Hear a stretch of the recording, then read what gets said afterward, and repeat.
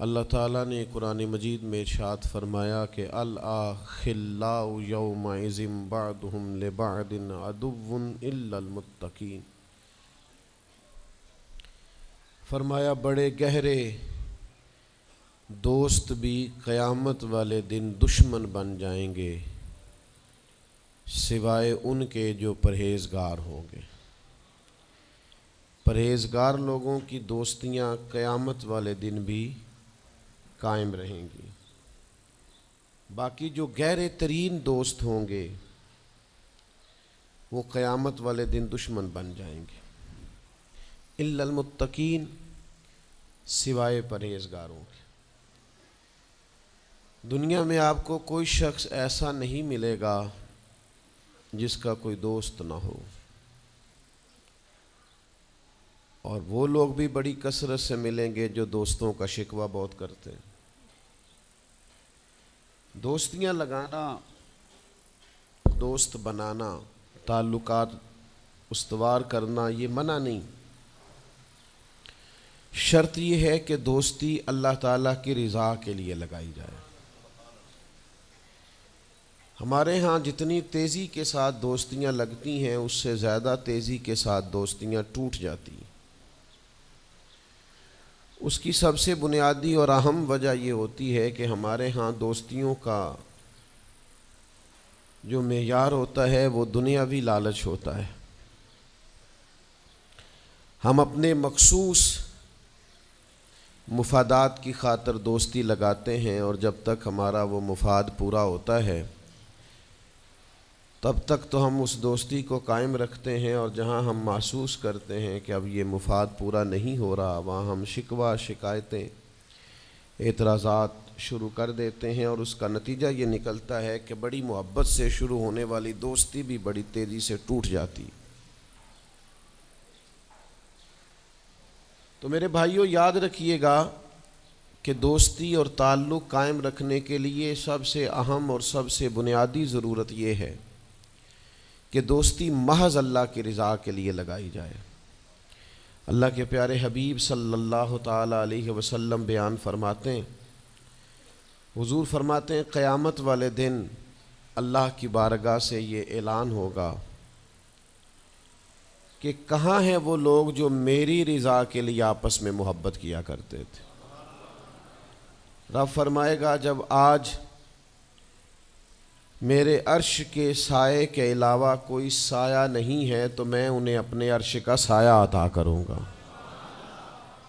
کیونکہ وہ میری رضا کے لیے آپس میں دوستی کرتے، میری رضا کے لیے انہوں نے آپس میں محبت کی۔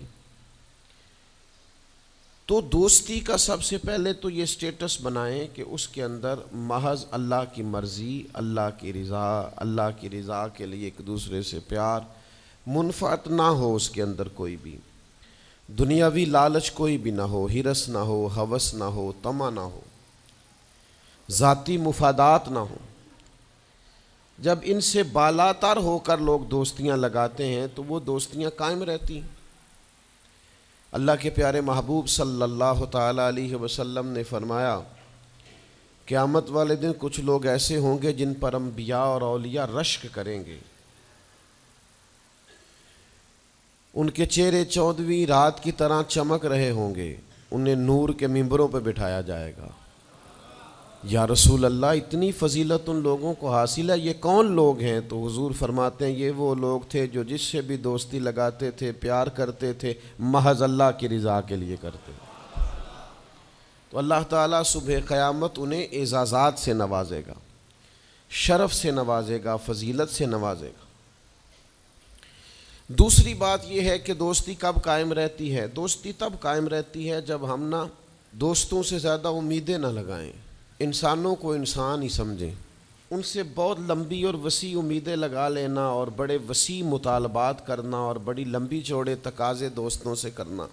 میں اکثر دوستوں کی خدمت میں یہ گزارش کیا کرتا ہوں کہ اپنے دوستوں سے کوئی مطالبہ کر کے انہیں آزمائش میں نہ ڈالو۔ تم نے اپنے ہی دوست کو لا کر پل صراط پہ کھڑا کر دیا ہے، بیچارہ اس طرف جائے کہ اس طرف جائے۔ ان سے کوئی ایسا مطالبہ کرنا جو ان کی پہنچ سے باہر ہو، ان کی حیثیت سے بڑھ کر ہو، ان کی طاقت سے زیادہ ہو تو اس کا مطلب یہ ہے کہ آپ نے اپنی دوستی کو خود آزمائش میں ڈال دیا ہے۔ آپ اتنے لمبے چوڑے تقاضے نہ کریں، آپ محدود سا لوگوں کے ساتھ تعلق بنائیں۔ وہ جی میں اس کے اتنا کام آیا ہوں تو اب اس کو اس سے ڈبل آنا چاہیے، تو آپ نے دوستی کی نہیں، آپ نے تو تجارت کی۔ اگر آپ کی محبت ہوتی تو پھر تو آپ کا انداز اور ہوتا، جب تیرا حکم ملا ترک محبت کر دی، دل مگر اس قدر تڑپا کہ قیامت کر دی۔ تو یاد رکھیے گا کہ آپ حکم جب آ گیا، جب آپ محسوس کریں تو اس وقت پھر آپ اس چیز کو سمجھ جائیں۔ تو دوستیوں کو کبھی بھی آپ کٹہرے میں کھڑا نہ کریں، تعلقات کو کبھی بھی آزمائش کی بھیٹ نہ چڑھائیں۔ اس طرح کا ماحول نہ بنائیں جس میں آزمائش پیدا ہو، جس میں تکلیف بڑھ جائے، جس میں کرب کا احساس سامنے والے کو ستائے۔ کوشش کریں گنجائش رہے ماحول کے اندر، آسانی رہے، وسعت رہے۔ تیسری بات یہ ہے کہ اگر آپ محسوس کرتے ہیں کہ دوستی کو چلانا ہے تو پھر صرف اسی چیز کو نہ یاد رکھیں جو چیز آپ کو آج میسر آ رہی ہے اور آج آپ کو انکار ہو رہا ہے۔ اس سے پہلے جو دوستوں نے بڑی وفائیں کی ہیں وہ بھی تو یاد رکھے نا۔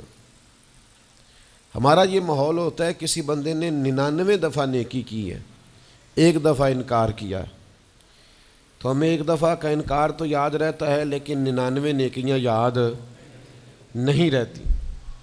یہ بہت بڑی زیادتی ہے۔ آپ کو اگر اتنی لمبی چوڑی اس کی نیکیاں فراموش کرنے میں 1 منٹ نہیں لگا تو پھر آپ نے دوستی کس مقصد کے لیے لگائی تھی؟ آپ اس کو سمجھیں، اس کو آپ محسوس کریں۔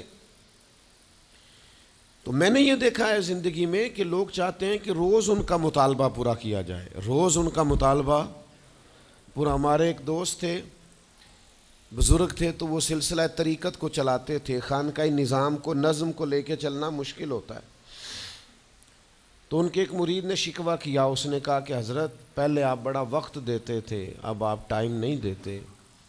تو فرمانے لگے پہلے میرے بچے 1-2 تھے، اب درجنوں میں ہو گئے، اب وقت بٹ کے ملے گا نا۔ والد پہلے ایک پر توجہ دیتا ہے، بچے 4 ہو جائیں تو ٹائم تقسیم، بات کی سمجھ آ رہی ہے؟ تو وقت تقسیم ہو کے ملے گا نا جب بچے بڑھ جاتے ہیں۔ اور فرمانے لگے ابھی تو میرے سمجھ لو 10-15 بچے ہیں، تو جب پوتے نواسے نواسیاں ہو گئے تو یہ اور زیادہ بٹ جائے گا، پھر اس میں اور زیادہ تقسیم کار ہو جائے گی۔ تو پھر اس طرح کر کے ماحول میں تقسیم ہو جاتی، اور یہ ہوتا ہے، یہ ایک صورت ہے۔ آپ دیکھیے نا، کبھی ایسا بھی ٹائم تھا حجر اسود پر کہ اس کو ہاتھ لگا کے آپ چوم لیتے تھے، اور ڈھیروں وقت صحابہ اس پر چہرے رکھ کے رویا کرتے تھے۔ پھر ایسا وقت آیا کہ چھڑی لگا لو بھائی، چھڑی لگا کے پیچھے ہٹ جاؤ، اور اب ایسا ٹائم ہے کہ آپ دور سے استلام کر لیں۔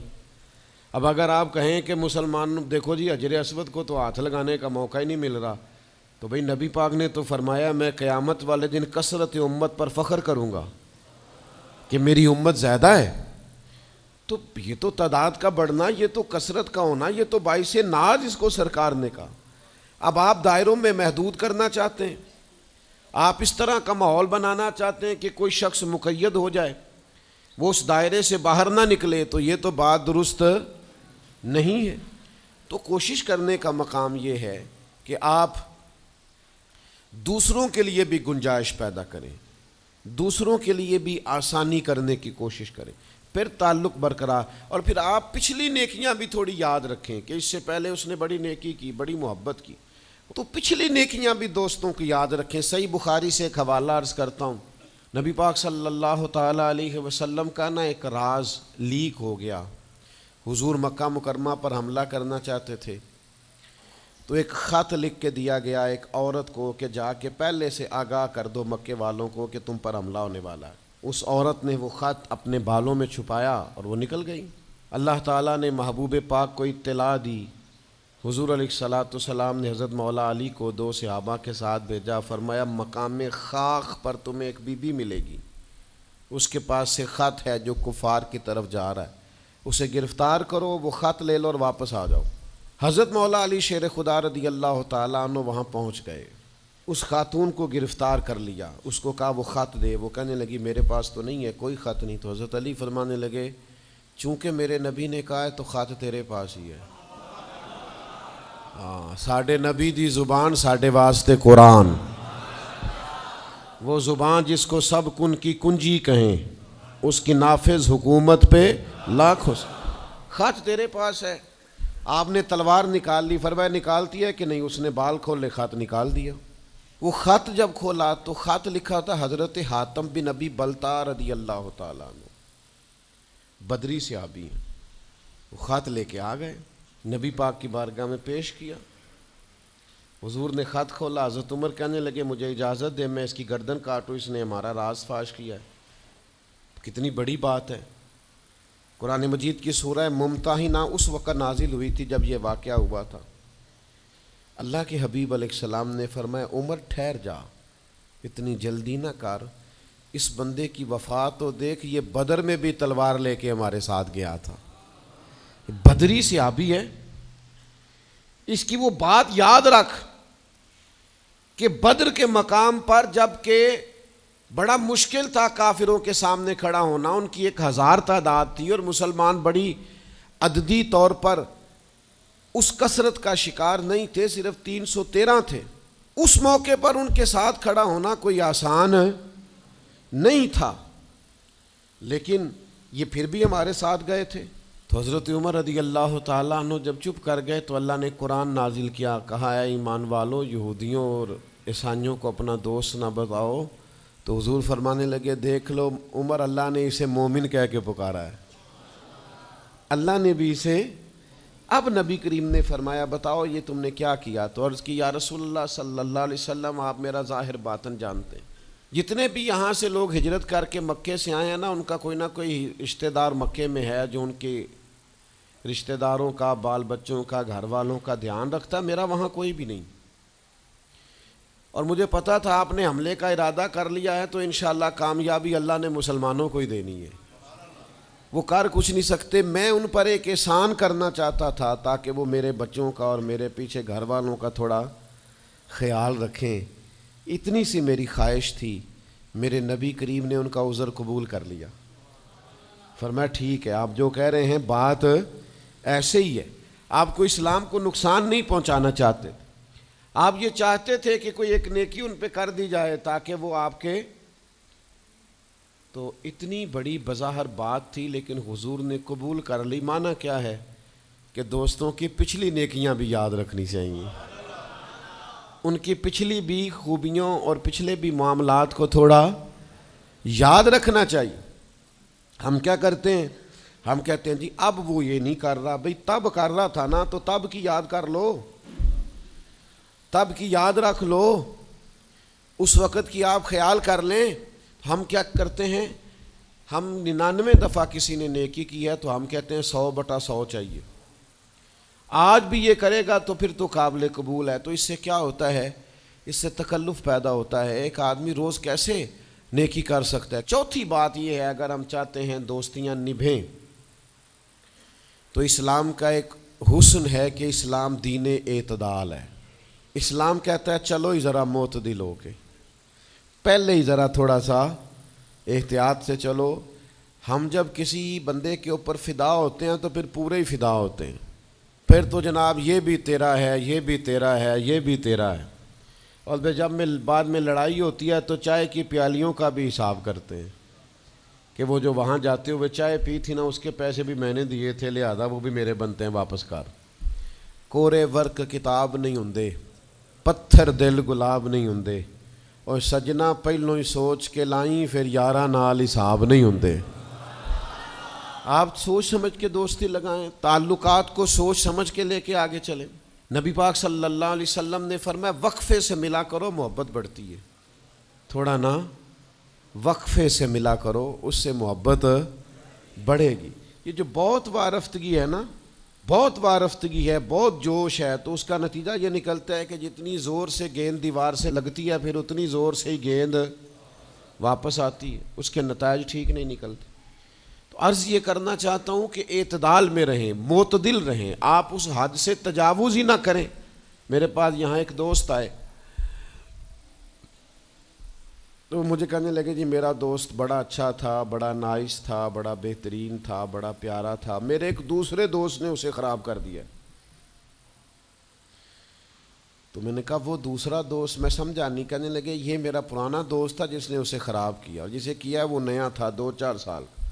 اس کی میں نے دوستی لگائی تھی, اب وہ دونوں ڈائریکٹ ہو گئے اور مجھے انہوں نے بیچ میں سے نکال دیا ہے. تو میں نے کہا یہ تو اکثر ہوتا ہے, پہلی دفعہ تو نہیں ہوا, اس طرح تو ڈھیر دفعہ ہوتا ہے. کہنے لگے میں کروں کیا, میں نے بڑا شور کیا ہے, ان کو اپنے احسان بھی یاد کرائیں پر وہ مانتے نہیں. میں نے کہا اب حال ہے نا, تھوڑا چپ کر جا کچھ عرصے کے لیے, تھوڑی خاموشی اختیار کر. جو چپ کر جاتا ہے وہ بھی بچ جاتا ہے. اگر تم چاہتے ہو کہ یہ دوستی پھر سے بحال ہو جائے تو زیادہ شکوے نہ کرو, زیادہ شکایتیں. ہم بعض اوقات اعتراضات اتنے کر بیٹھتے ہیں, شکوے اتنے کر بیٹھتے ہیں, اپنی زبان سے باتیں اتنی نکال بیٹھتے ہیں کہ دوبارہ پھر دوستی کا بحال ہونا ممکن ہے. ایک حدیث یاد رکھیں گے اگر سناؤں آپ کو تو. نبی پاک صلی اللہ تعالیٰ علیہ وسلم نے فرمایا کسی سے دشمنی بھی کرو تو اعتدال سے کرو, ہو سکتا ہے کل کو وہ تمہارا دوست بن جائے. اور فرمایا کسی سے دوستی بھی کرو تو اعتدال سے کرو, ہو سکتا ہے کل یہ دشمن بن جائے. دوستی اور دشمنی میں یہ جامع ترمذی میں حدیث, اعتدال کا رستہ نہ چھوڑو, معتدل رہو.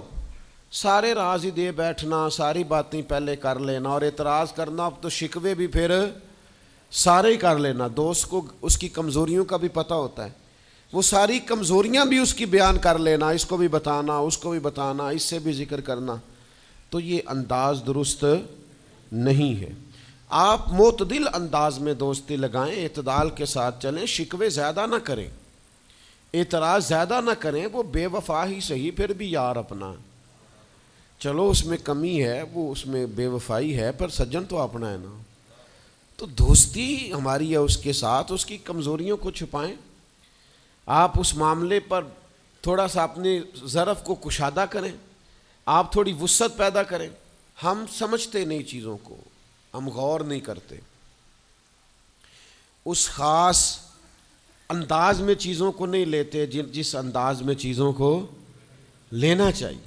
ہماری ذاتی کمزوریاں ہوتی ہیں اور ہم ان کمزوریوں کا دوسروں پہ ڈال دیتے ہیں, کہتے ہیں وہ بے وفا نکل آیا. بھئی آپ بھی حد سے زیادہ فریفتہ تھے, اب آپ ہی حد سے زیادہ اعتراض کر رہے ہیں.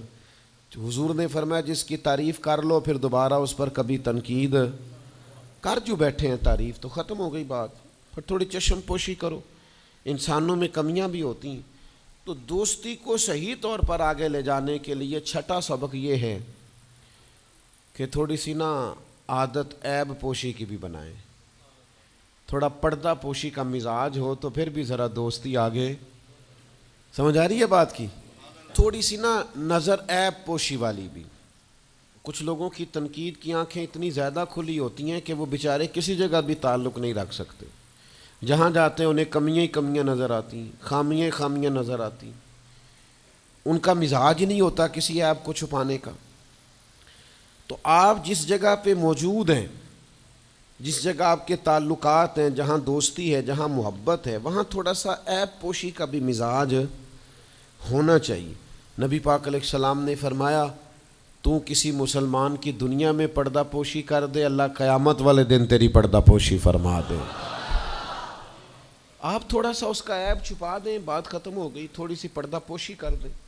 دیکھیں نا, ہمیں حکم دیا گیا ہے شریعت میں, کسی شخص کا انتقال ہو گیا, اب کچھ لوگ اس کے غسل میں شریک ہیں, تو ان کو حکم یہ ہے کہ اگر تم نے کوئی اچھی بات دیکھی نا, خوبی دیکھی, چہرہ کھل گیا ہے, جسم تر و تازہ ہے, تو یہ سب کو بتاؤ. اور اگر تم کچھ ایسی چیز دیکھو کہ بیماری کی وجہ سے جسم اکڑ گیا ہے یا کسی وجہ سے چہرے پہ کوئی سیاہی آ گئی, جو کسی سے ذکر نہ کرو. جانے والے کے لیے تم اچھی چیزوں کو تو بیان کرو لیکن نقائص کو کبھی بھی بیان نہ کرو. اور نبی پاک علیہ السلام نے فرمایا اذکروا محاسن موتاکم, جب تم میں سے کوئی دنیا سے چلا جائے تو اس کی اچھی اچھی باتوں کا بیان کرو, اس کی اچھی اچھی باتوں کا ذکر کرو, اس کی خیر والی باتیں ڈھونڈ کے لوگوں کو سناؤ. یہ خوبی پائی جاتی تھی, یہ خوبی پائی جاتی تھی, یہ خوبی پائی جاتی. میں تھوڑے دنوں کی بات ہے, ایک جگہ پہ میں حاضر تھا, تو ایک صاحب وہاں اپنے ہی دوستوں کے کسی جھوٹ کا ذکر کر رہے تھے اور وہ کہتے ہی جا رہے تھے بڑا غلط ہے، بڑے جھوٹ بولتا ہے، بڑے جھوٹ بولتا ہے، بڑے جھوٹ بولتا ہے۔ تو ایک آدھ دفعہ میں نے ان سے کہا کہ چلیں چھوڑیں، کوئی اور موضوع بھی ڈسکس کریں۔ تو پھر انہوں نے کہا جی وہ بے وفا بھی بڑا ہے، مطلب پرست بھی بڑا ہے۔ پھر میں نے کہا چلیں کوئی اور موضوع بھی چھیڑیں۔ انہوں نے کہا نہیں جی وہ بندہ ہی بڑا غلط ہے۔ میں نے ان سے کہا ایک بات کروں؟ کہنے لگے کر لے۔ میں نے کہا آپ کو اس سے پیار بڑا ہے۔ کہنے لگے وہ کیسے؟ میں نے کہا آپ اس کا موضوع چھوڑنے کو تیار ہی نہیں۔ یہ جو آپ شکوہ کر رہے ہیں نا، اس کو نچوڑے نا تو اس کے اندر سے محبت چھلکتی ہے۔ آپ اس کا موضوع چھوڑنے کو تیار، یہ جو ہر بات پہ اب کبھی آپ کہتے ہیں جھوٹا بڑا ہے، کبھی کہتے ہیں بدعہد بڑا ہے، کبھی آپ کہتے ہیں وہ مطلب پرست بڑا ہے، تو 3-4 دفعہ آپ سے کہا ہے موضوع بدل دیں تو نہیں نہ بدل رہے۔ اس کا مطلب یہ ہے کہ آپ کو اس شخص سے محبت۔ تو یہ جو آپ شکوے کر رہے ہیں نا بار بار، اسے بھی نچوڑیں تو اس کے اندر سے محبت چھلک رہی ہے۔ وہ جو باپ بار بار کہتا ہے نا فلانا منڈا میرا بڑا نافرمان ہے، تو اصل میں والد کو پیار ہوتا ہے۔ وہ بار بار جو اس کا ذکر کرتا ہے، بار بار لوگوں کے سامنے، اچھا بچہ کہہ رہا ہوتا ہے مجھے بدنام کر رہے ہیں، یہ دیکھیں جی بار بار ہر جگہ سے یہ میری شکایتیں کرتے ہیں، تو اصل بات کیا ہوتی ہے؟ اصل بات یہ ہوتی ہے کہ اس بندے کو اس سے محبت بہت زیادہ ہے، وہ چاہتا ہے اس پیار کے سبب سے، اس محبت کی وجہ سے کہ وہ بار بار اس کا ذکر کرے، بار بار اس کا تذکرہ کرے، تو تھوڑی عیب پوشی کا مزاج بنائیں، تھوڑا درگزر کی طبیعت بنائیں، تھوڑا ماحول کے اندر اس طرح کا مزاج لے کے آئے۔ ہم دوستوں سے میں اکثر ایک بات کرتا ہوں، ہم نہ صرف خامیاں یاد رکھتے ہیں، خوبیوں کا ذکر نہیں کرتے۔ اس کا نتیجہ یہ نکلتا ہے کہ ہماری دوستیاں تیزی سے ختم ہوتی ہیں، تعلقات زیادہ دیر پا ہوتے نہیں، چلتے نہیں۔ ہمیں کرنا یہ ہے کہ ہمیں اللہ کی رضا کے لیے دوستی کرنی، اللہ کی رضا کے لیے لوگوں سے پیار کرنا، اللہ کی رضا کے لیے اللہ کے بندوں کی باتیں سننی، اللہ کی مخلوق سمجھ کے لوگوں کی خوبیاں دیکھنی، اللہ کے بندے سمجھ کے ان کے اندر پائی جانے والی باتوں کو ہم نے اخذ کرنا۔ اگر ہم تعلقات میں لالچ لائیں گے، ذاتیات لائیں گے، زیادہ امیدیں لگائیں گے، اس کا نتیجہ ٹھیک۔ ایک بزرگ غریب تھے پھر امیر ہو گئے، تو کسی نے ان کو مبارک دی کہ بڑی بات ہے آپ کو اللہ نے بڑے پیسے دیے ہیں، تو فرمانے لگے یار پہلے جو یار تھا وہ میرا دوست تھا، اب تو ڈھیر سارے لوگ میری جیب کے دوست ہیں، اب تو جیب کا رشتہ ہو گیا ہے لوگوں کا، ڈھیر سارے لوگوں کا۔ تو دوستیوں میں اخلاص لائیں، خلوص لائیں، ساری زندگی یہ طے کریں کہ میں نے دوست کے کام آنا ہے، پر میں نے دوست کو کام کہنا نہیں، میں نے اس کی خدمت کرنی ہے لیکن کبھی اسے اپنی خدمت کے لیے مجبور، جس حد تک ہو سکے اس کی مدد کرنی ہے لیکن کبھی اسے اس تکلیف میں ڈالنا، یہ مزاج پیدا کریں۔ آپ کو اس دوستی میں روحانیت محسوس ہوگی، اس تعلق کے اندر آپ کو ٹھنڈک محسوس ہوگی، لیکن جب شائبہ ایک نقطے کا بھی ذاتی لالچ کا آ جائے گا نا، پھر اس میں ٹھنڈک نہیں رہے گی، اس میں وہ خوبی نہیں رہے گی جو کہ ہونی چاہیے۔ اللہ تعالی ہمیں سمجھنے کی توفیق دے۔